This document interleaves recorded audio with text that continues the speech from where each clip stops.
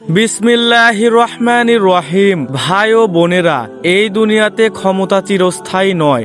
আজ যে রাজা, কাল সে ফকির, এটাই ইতিহাসের নির্মম সত্য। আজ আমরা এমন একজন শাসকের গল্প শুনব যিনি প্রায় ৪২ বছর একটানা একটি দেশ শাসন করেছেন, যিনি পশ্চিমা শক্তির চোখে ছিলেন বিদ্রোহী, কিন্তু অনেক মুসলমানদের কাছে তিনি একজন সাহসী নেতা। তিনি হলেন লিবিয়ার নেতা মোহাম্মদ আল গাদ্দাফি। আজকের ভিডিওতে আমরা জানব কিভাবে ধাপে ধাপে একজন ভয়ানক আন্তর্জাতিক ষড়যন্ত্রের মাধ্যমে একজন রাষ্ট্রপতিকে ক্ষমতা থেকে সরিয়ে নির্মমভাবে হত্যা করা হয়েছিল। ভিডিওটি শেষ পর্যন্ত দেখবেন, কারণ শেষ অংশে আছে আপনাদের জন্য বড় শিক্ষা। ১৯৬৯ সাল। লিবিয়ার রাজা ছিলেন কিং ইরদিস, একদল তরুণ সেনা অফিসার যাদের নেতৃত্বে ছিলেন মাত্র ২৭ বছর বয়সী গাদ্দাফি। একটি রক্তপাতহীন অভ্যুত্থানের মাধ্যমে রাজতন্ত্রের অবসান ঘটান। গাদ্দাফি ক্ষমতায় এসে বলেছিলেন, লিবিয়ার আর কারো গোলাম থাকতে হবে না, এই দেশের তেল সম্পদ সবই জনগণের। তিনি দেশকে পশ্চিমার প্রভাব থেকে বের করে আনতে চেয়েছিলেন। লিবিয়ার তেল সম্পদ জাতীয়করণ করেন।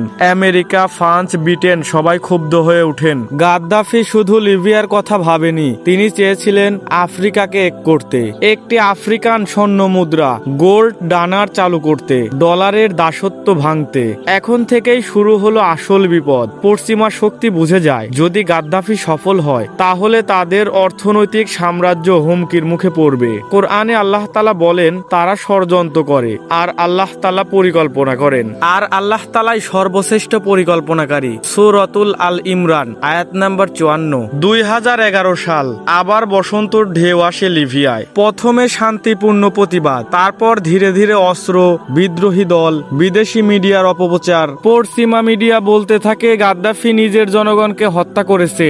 এই অজুহাতে জাতিসংঘের অনুমতি নিয়ে নোটো লিবিয়ায় বিমান হামলা শুরু করলো। আকাশ থেকে বৃষ্টি নামে, কিন্তু সেটা ছিল আগুনের। এক সময় গাদ্দাফির নিজের লোকেরাই তার বিরুদ্ধে দাঁড়ায়। তার কনভয় বোমা হামলার শিকার হয়। তিনি পালিয়ে আশ্রয় নেন একটি ডেন পাইবে। একজন রাষ্ট্রপ্রধান, যিনি একসময় রাজপ্রাসাদে ছিলেন, শেষে লুকিয়েছিলেন নর্দামায়। এখানে মানুষ থেমে ভাবে, ক্ষমতা কত ক্ষণস্থায়ী। ২০১১ সালের ২০ অক্টোবর বিদ্রোহীরা গাদ্দাফিকে ধরে ফেলে। কোনো আদালত নেই, কোনো বিচার নেই, মারধর, অপমান, গুলি। একজন রাষ্ট্রপ্রধানকে ক্যামেরার সামনে হত্যা করা হয়। রাসূলুল্লাহ সাল্লাল্লাহু আলাইহি ওয়াসাল্লাম বলেন, জুলুম করো না, কারণ কিয়ামতের দিন জুলুম হবে অন্ধকার। আজ প্রশ্ন, গাদ্দাফির পর লিবিয়া কেমন?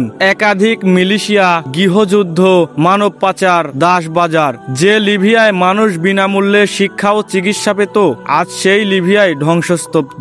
এটা কি গণতন্ত্র নাকি পরিকল্পিত ধ্বংস?